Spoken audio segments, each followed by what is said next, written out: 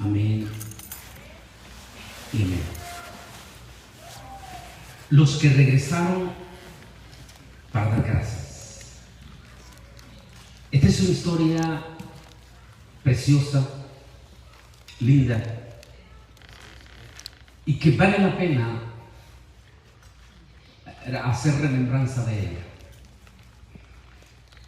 En la costumbre judía, y Jesús cumplió con todas esas costumbres, hay 7 fiestas judías, pero 3 de ellas son obligatorias bajar a Jerusalén.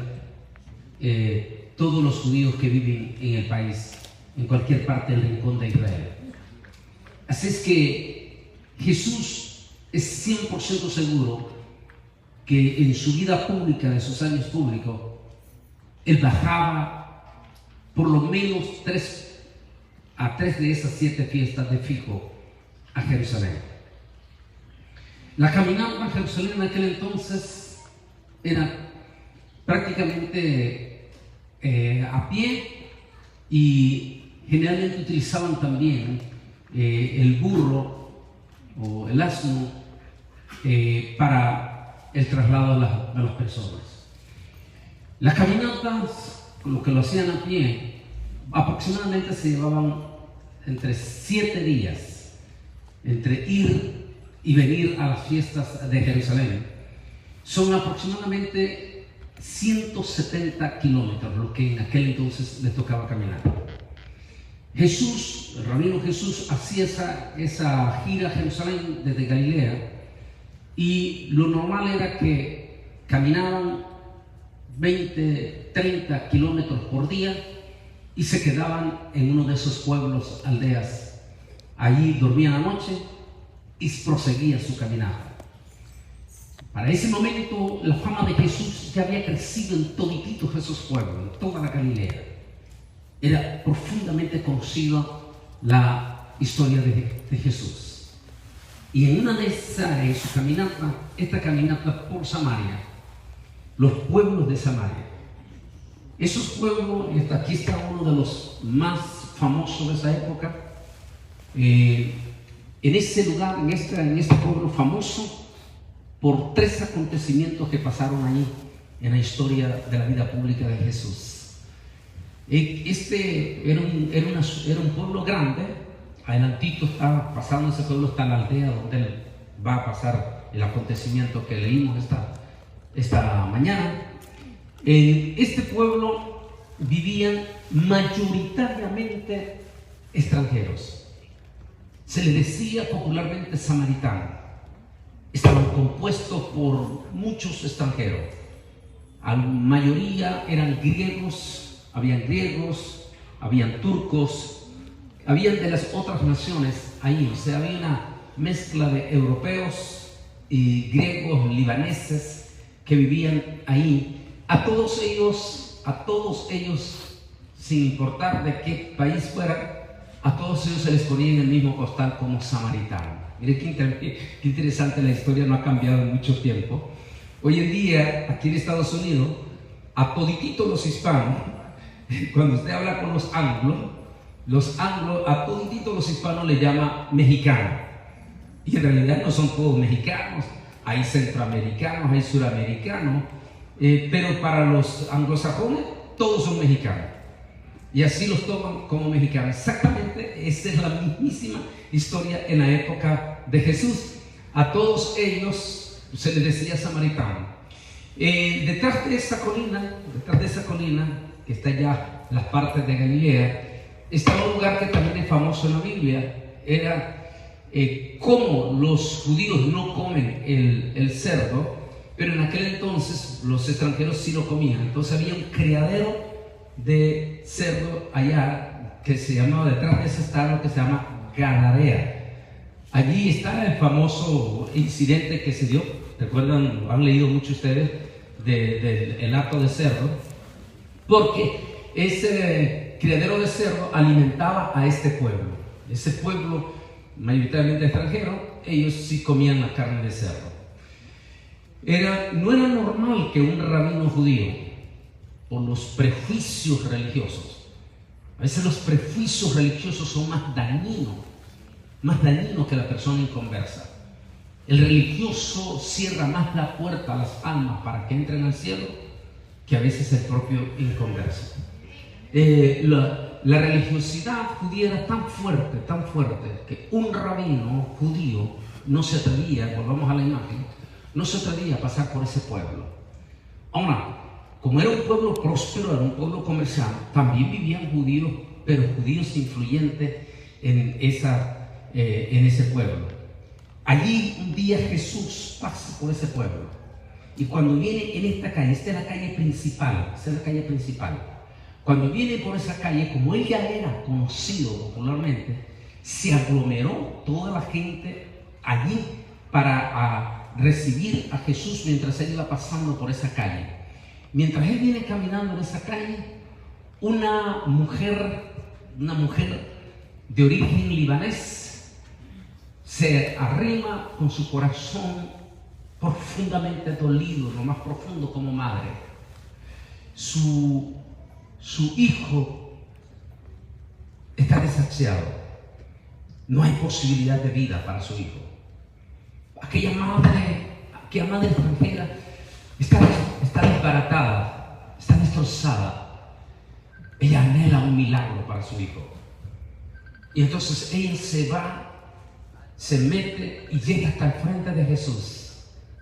Cuando Jesús la ve, ¿por qué Jesús se dio cuenta que no era judía? Porque la costumbre judía es que la judía tenía un atuendo que automáticamente le identificaba que era judía. Las gentiles no utilizaban ese atuendo. Así es que cuando ella se acerca a la señora, Jesús se da cuenta que no es una judía. Y se acerca donde Jesús y le dice: Señor, necesito un milagro. Y esto a veces es difícil aún para nosotros entender. El rabino Yeshua, porque él viene rodeado de una multitud de judíos ahí, judíos religiosos.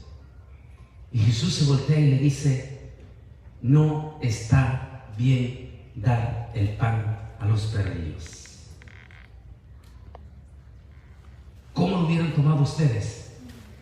Sobre todo en estos días, en estos últimos años, donde están bien sensibles los inmigrantes, y cualquier reacción que haga un güerito, como dicen los mexicanos, de inmediato lo acusan a este güerito de racista, de racismo. A veces sí tienen que tener mucho cuidado en lo que van a decir, porque con cualquier cosita sensible que diga, lo acusan inmediatamente de racismo.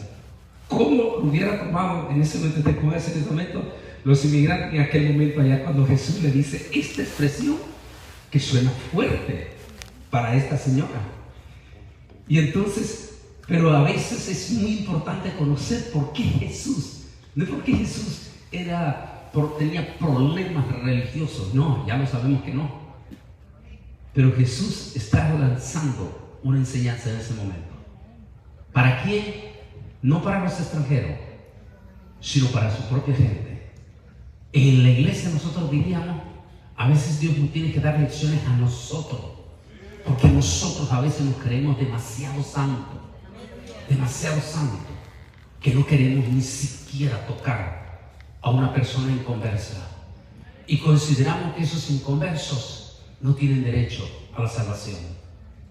Tal vez no lo decimos con nuestros labios, pero con nuestros hechos lo estamos demostrando. Entonces, cuando Jesús le dice, no está bien dar el pan a los perrillos, la mujer, por supuesto que es una palabra dura. Póngase usted los zapatos, una palabra dura. ¿Cómo se hubiera sentido usted como mujer?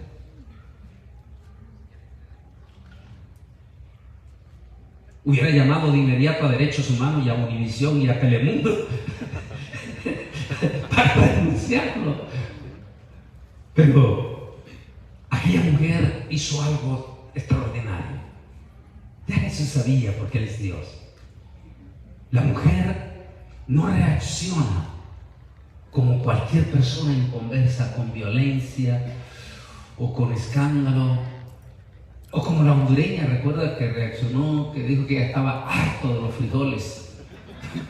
Y lo que hizo fue echarse a todos los mexicanos en contra.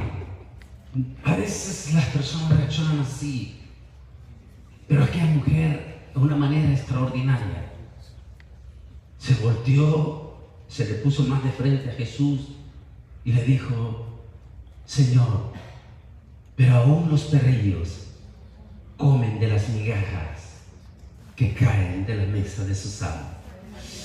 Santo Dios. Eso era lo que Jesús quería escuchar. Y se volteó Jesús y se voltea a los religiosos y le dice: en todo Israel no he encontrado una fe como la de esta mujer. No te lindo. Y le dice, mire qué interesante, y le dice: vete, mujer, tranquila, tu fe. Nótese, ella no fue por salvación, ella fue por un milagro. Ella ni siquiera fue por pedir salvación. Ella simplemente lo que fue a pedir un milagro. Y no solamente recibió el milagro, sino que recibió la salvación. Le dice: mujer, tu fe te ha salvado. Vete tranquila, que tu hijo está sano. Qué lindo. Eso se llama, a veces nosotros reaccionamos con violencia o con reacciones negativas. Y Dios todo lo que quiere son reacciones de un corazón de agradecimiento. Mientras Él sigue caminando, vamos a la calle. Mientras Él sigue caminando, mientras Él sigue caminando sobre esa calle, viene otro judío influyente. Por lo que sabemos, este era un judío como dicen los mexicanos, de mucha lana. O sea, tenía sus criados, tenía toda su gente. Y viene este judío a la par de él. Igual, este judío viene con el corazón destrozado. Como padre. Solamente el que es padre de una niña. Solo ustedes pueden entender esa. Hablábamos con Ricardo, hablamos bastante, pero bastante de la vida de este hombre, del pastor Ismael. Y algún día alguien tiene que escribir la historia de él.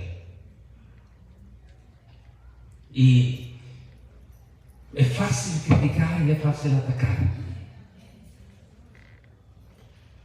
Pero ayer que miraba a Estrella ahí involucrada en el ministerio, a mí me gustó muchísimo, me impactó.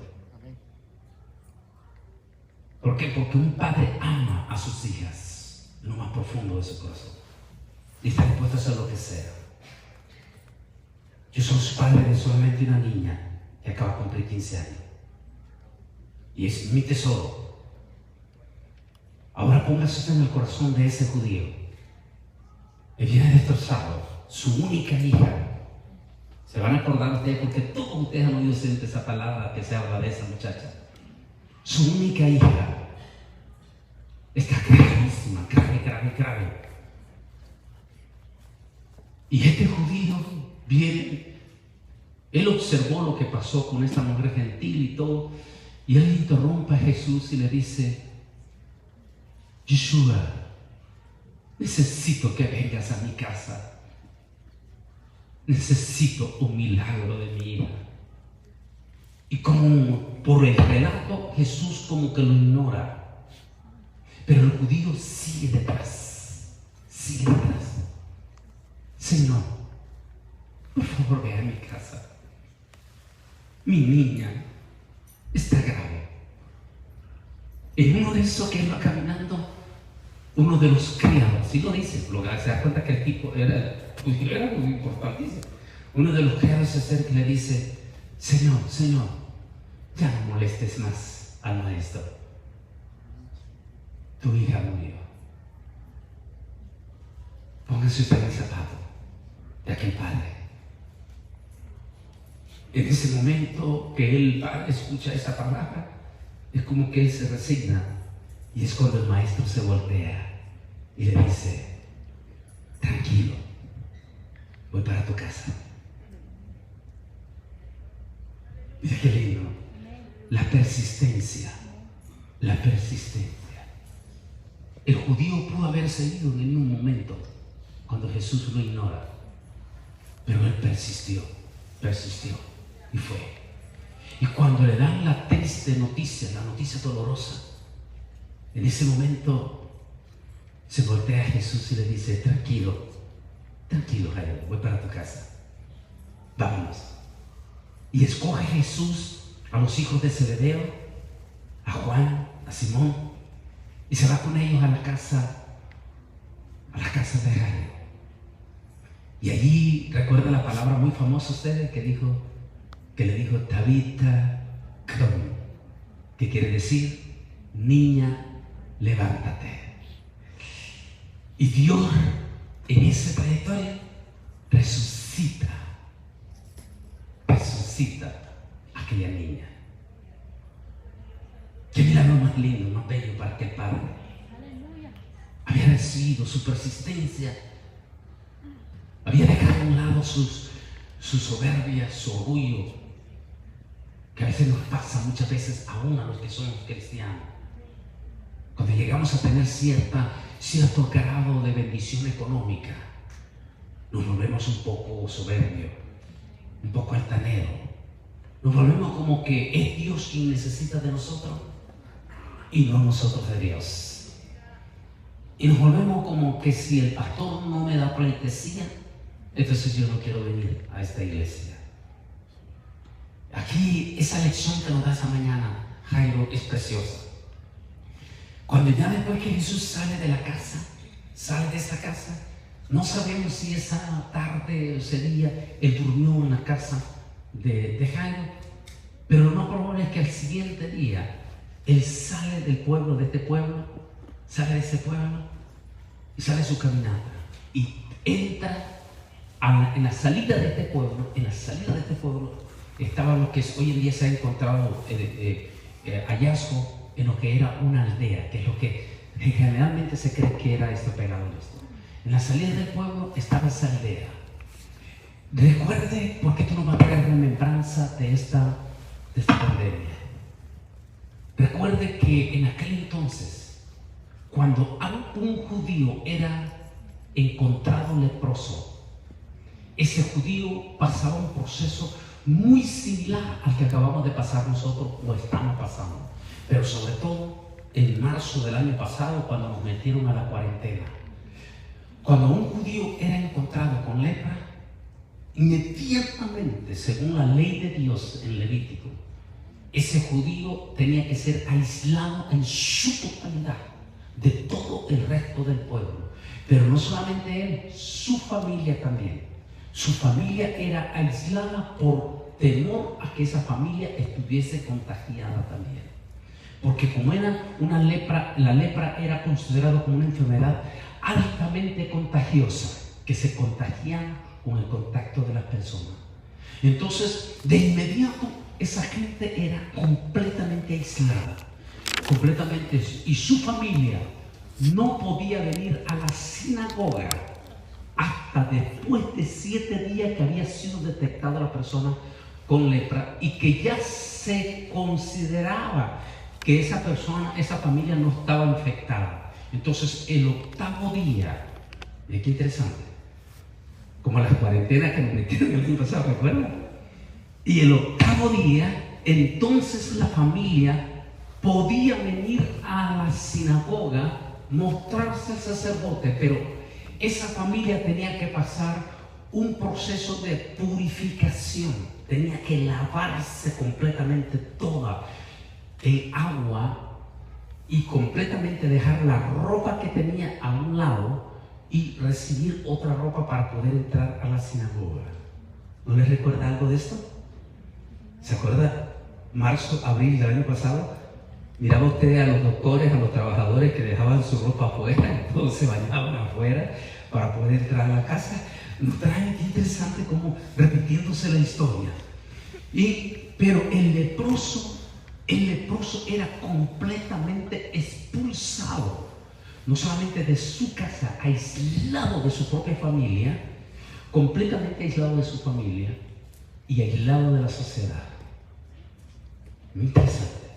Hasta hoy, con esta pandemia, nosotros podemos entender eso. Pero hay cosas, y es bueno que usted lo entienda, para cuando se dé cuenta que hay familia que está afectada, que hay familia que está contagiada con este virus. Por favor, pónganse en los zapatos de ustedes. Y también busque solidaridad. Yo no sé, la vida de esos leprosos era durísima, porque eran completamente aislados. Nadie los podía tocar. Y estaba terminantemente prohibido acercarse uno de ellos a un sacerdote judío, a un rabino. No se podían acercar. Por eso vio el relato. Y entonces dice que habían 10 leprosos. ¿Por qué 10 leprosos? Porque la vida de un leproso era tan dura, tan cruel, que eran expulsados de su propia familia. Y tenían que ir de la noche a la mañana a dormir a la calle, vivir en la calle y vivir de las migajas. En otras palabras, de los basureros. Así que la vida era dura, de manera que, ¿cómo podían sobrevivir ellos? Se unían los diferentes leprosos y formaban un equipo, y juntos ellos, como todos ellos estaban contagiados, juntos ellos se jugaban la vida. Y en este caso eran 10 leprosos. 10 leprosos. Vamos a ver qué tengo aquí. Déjame ver. Vamos a la imagen. ¿Ven? Se nos desconectó. Bueno. En este caso eran 10 leprosos. Dice, los samaritanos eran una etnia despreciada. Pero este extranjero aborrecido, que parecía de lepra, fue el único que dio gloria a Dios por haber sido limpiado. Jesús habla de la fe que sana, tal como lo hizo con la mujer que hablé y con el judío prestigioso. El samaritano aparentemente recibió más que una sanidad espiritual, igual que los otros dos. A ver, aquí nos da la idea de ese momento. Nótese en el relato que escuchamos. Dice el relato que cuando Jesús va saliendo, él era tan conocido, 10 leprosos se pararon de lejos. A ver, díganme las que están aquí al frente, ¿por qué esos leprosos se pararon de lejos? ¿Se acuerdan? A ver. Porque no podían acercarse a un rabino. Mira qué interesante. O sea que la mayoría de estos 10 leprosos eran judíos. Como se daba a dar cuenta, solo uno de ellos no era judío. Los otros 9 eran judíos. Conocían perfectamente la ley. Qué interesante eso. Porque es muy interesante, aún para los cristianos que estamos viviendo en este periodo de crítico de esta pandemia.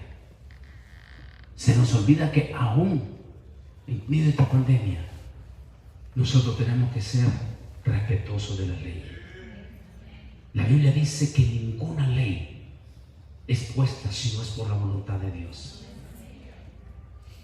Sencillamente, las hojas de los árboles no se mueven sino por la voluntad de Dios. Es como en el sistema del mundo político, lo que usted quiera decir, pero ningún presidente es puesto sino porque Dios lo permitió. Es lo que tocó en mi libro Israel al filo de la profecía. En el capítulo 10 tocó ley permisiva de Dios. A veces no entendemos esas leyes, pero esa es la ley permisiva de Dios. Por ejemplo, no es porque, dicen los salvadoreños, porque les fascinó y se volvieron enloquecidos por este muchachito, jovencito, milenio, como candidato a la presidencia, y que esa súper gigantesca popularidad hizo que los salvadoreños se volvieran como locos para elegirlo. Finalmente, él fue elegido presidente por la ley permisiva de Dios. Es decir, nadie está sino por ley permisiva de Dios. Y viene para cumplir una misión, posiblemente política, del nuevo orden mundial.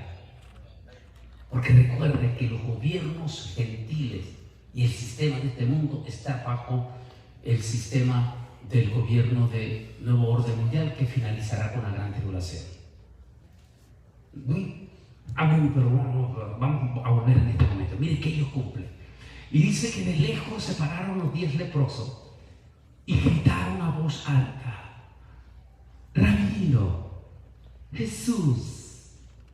¿Qué quiere decir? Recuerde que hay un dicho en nuestro pueblo que dice: pueblo pequeño, infierno grande. ¿Qué quiere decir? Que en los pueblos pequeños todo se sabe. Así es que estos 10 leprosos definitivamente la noticia de la resurrección de la hija de Jairo, lo que había pasado con el hijo de aquella de Teofenice, o sea, de Líbano, de aquella libanesa. Ya habían escuchado ellos los milagros y todo, así es que esa ya se había regado por todo lado. Estos 10 leprosos sabían que ese rabino era el hombre que podía hacer un cambio en sus vidas. Y se pararon de lejos. Nótese, no rompieron la regla. Lo podían hacer, pero ellos no rompieron las reglas, se sujetaron a la regla. Y de lejito se pararon y gritaron: Jesús, Jesús, ten misericordia de nosotros. El rabino va caminando y se voltea para ver a los 10 leprosos del rabino. Y nótese que no hace ningún acto de ceremonia, que a veces a nosotros los cristianos, los evangélicos, como la inmensa mayoría han venido de un trasfondo católico, ellos quieren que les hagan muchos actos ceremoniales, que le traigan el famoso aceitito, la agüita, el estilo, para recordar cuando ella era católico, que le juntaban en la cosa, como le decían aquella cosita ahí, y que le chorreaba el cura, la agüita bendita. Y entonces cuando vienen a la iglesia quieren tener ese mismo contacto, y hay muchas iglesias que tienen galones de aceite, y a otros hasta tienen botellas de agua y les tiran agua, y los evangélicos batiéndolas y todo, porque quieren tener ese trasfondo de contacto religioso. Nótese que Jesús no hizo ninguna de esas ceremonias. No los llamó: vengan para acá, mis hijos. No les puso las manos. No.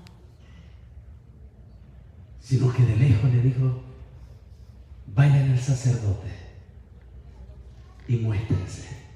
Santo Dios. Pero un leproso no podía presentarse ante el sacerdote hasta que no estuviese sano. Ellos todavía estaban con lepra, estaban llagados, ya usted imagínese el horror. Ellos estaban todavía contaminados. Y Yeshua le dice: por ley ellos no podían ir al sacerdote hasta que no estuviesen limpios. Es decir, hasta que no salieran. ¿Cuántos días nos daban para la 14 días, ¿verdad? Hasta después de 2 semanas no podía usted ir a la empresa, y hasta que no fuera usted, después que esté hasta que no se haga la prueba del PCR, y que el PCR diga que usted está limpio, entonces ya puede llegar a la empresa de trabajo. Entonces ellos no podían, y en ese momento Jesús simplemente les dice: vayan y mátense al sacerdote. Recibieron una orden de acto de fe. Una orden de acto de fe. Ellos podían haber reaccionado negativo y decir, pero si nosotros ya estamos leprosos, la ley no nos permite ir. Con muchísimos evangélicos que se niegan a venir a la iglesia todavía, ¿por qué? Porque tienen miedo. Qué lindo. Hay que admirar la fe de los 10, porque los 10, en ese aspecto, le damos una numeración 10. Los 10 sin titubear, obedecieron la orden del maestro y caminaron sobre las aguas. ¿Pero cómo se pasa a ver? O sea, sobre la fe. Es pues la fe, ¿qué dice? La certeza de lo que se espera. La certeza de lo que se espera. La convicción de lo que no se ve. Comenzaron a caminar sobre eso. Y cuando iban camino a la sinagoga, ¿qué pasó? Sanaron. Su piel se volvió como piel de niño. Santo Dios, completamente sanado. La reacción de los 9 judíos, la reacción de ellos posiblemente en su entusiasmo, en su alegría, salieron chorreados para sus casas, desesperados posiblemente para ver a su familia y después ir al sacerdote. Pero hubo uno de ellos, volvamos a la imagen, hubo uno de ellos, un mexicano salvadoreño, porque como a todos nos dicen mexicano, un samaritano. Hubo un samaritano, era el único de los 10 samaritanos. Cuando recibe el milagro, su corazón dijo: yo tengo que ir corriendo y alcanzar a ese rabino y darle la gracia pública de que él me sanó.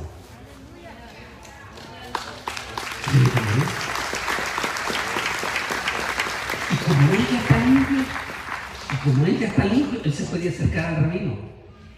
Así es que viene corriendo de eso y logra alcanzar al rabino, y cuando lo alcanza dice que se tiró, nótese, por aquellos que son fanáticos seguidores de Caso Luna y de Guillermo Maldonado y que les fascina que los bote pata para arriba. Nótese que viene el samaritano y se postró en tierra, con rostro en tierra, a los pies de Jesús. Señal de respeto, de admiración y de adoración a Jesús. Y cuando se postra, Jesús lo levanta y se voltea a toda la multitud de judíos y le dice, porque todos son pueblos pequeños, todos se conocían, y dice Jesús: ¿no fueron 10? ¿Dónde están los otros 9? Ninguno de ellos se detuvo para dar gracias. ¿Cuántos de ustedes reciben? Yo quiero pedir que se pongan de pie en este momento, porque nos vamos a preparar para nuestro culto también.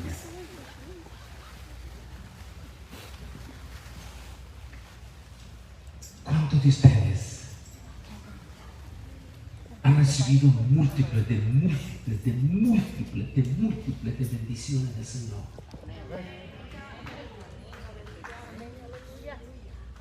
Y no han sido agradecidos.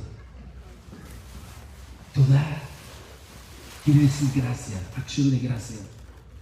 Es adoración, enaltecimiento. Esta palabra deriva del verbo yedar, el cual significa dar, o exaltar. Dar gracias o exaltar. La raíz de yedad es yad. Estoy pronunciando como se pronuncia en hebreo. Yad, que quiere decir mano. Por tanto, dar gracias o alabar a Dios es levantar, extender tus manos en agradecimiento a Él. Toda, aparece más de 30 veces esta palabra. Cuando vemos a nuestros muchachos, a nuestros músicos, y cuando subí aquí le dije al hermano y estaban ahí conmigo, y le dije, ya se despertaron los muchachos, pero en forma de broma. ¿Por qué? Porque esos muchachos se tuvieron que levantar tempranísimo para venir a ensayar la música, para promover que el pueblo de Dios aprenda a levantar sus manos, aprenda a exaltar al Altísimo y a decir en alabanzas palabras de agradecimiento. Miramos a Rolando, cómo Rolando subió con aquel entusiasmo de esas alabanzas y ese ritmo, y lo hacía con tanto gozo y alabanza. Por eso nuestros músicos, nuestros muchachos de alabanza, son muy amados por Dios. Porque esos muchachos se suben con el corazón y ellos lo hacen con tanto deseo. Cuando usted ve a Milton, al hermano, lo hacen con tanto amor en exaltar. Eso es algo que a Dios le agrada muchísimo. El agradecimiento, dar gracias a Dios, levantar tus manos, glorificar al Rey, llorar, a veces hacer cosas que a ti no te gusta, pero a Dios le agrada. Hay hermanos, hermanitas que se vienen hasta el centro y comienzan a danzar y tal vez ni al pastor le gusta, pero se guarda el reservo porque esa persona lo está haciendo en agradecimiento al Santo, al bendito, al Rey. Aprendamos a ser agradecidos. Aprendamos que cuando venimos a la casa del Señor, lo hacemos no por compromiso, sino porque venimos como Él, ese único leproso que regresó para dar gracias. Y finalmente el Señor, miren qué lindo, el leproso vino para dar gracias y no solo recibió la sanidad de su lepra, sino que recibió ¿qué más? ¿Qué más? Le dijo, por tanto le dijo, tu fe te ha hecho salvo. Aleluya. Y tenga tu rostro. Amantísimo Dios y Padre Celestial, estamos ante el grandísimo trono de tu presencia esta mañana, porque eres digno de darte la gracia, eres digno de toda alabanza, eres digno de que levantemos nuestras manos, eres digno de que empapemos nuestras mejillas de vez en cuando en lágrimas de agradecimiento.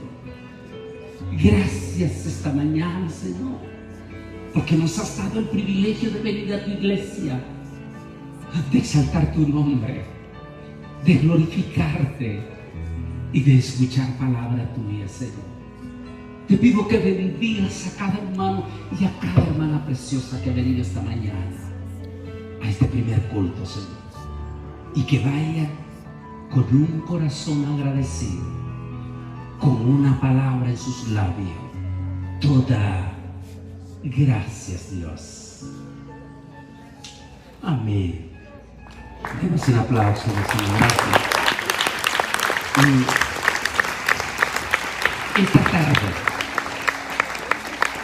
6 de la tarde, tú puedes regresar con toda tu familia No solamente porque vamos a tener este desfile de alabanzas preciosas, testimonios preciosos como la de este muchachito de anoche, sino porque vamos a tener un tema de confrontación escatológica profunda.